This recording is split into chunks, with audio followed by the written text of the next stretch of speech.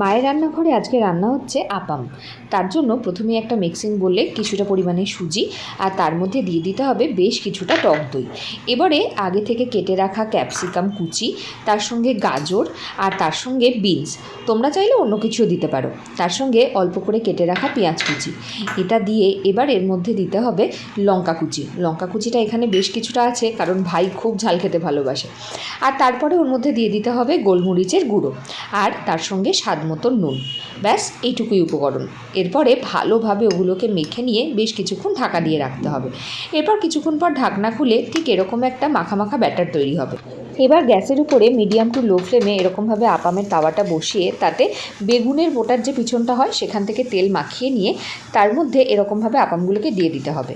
একটা দিক বেশ কিছুটা হয়ে আসার পরে মানে যখন শুকিয়ে আসবে তখন এরকমভাবে আর একটা দিক উল্টে 2-3 মিনিট ভেজে নিলেই কিন্তু রেডি হয়ে যাবে আমাদের আপাম।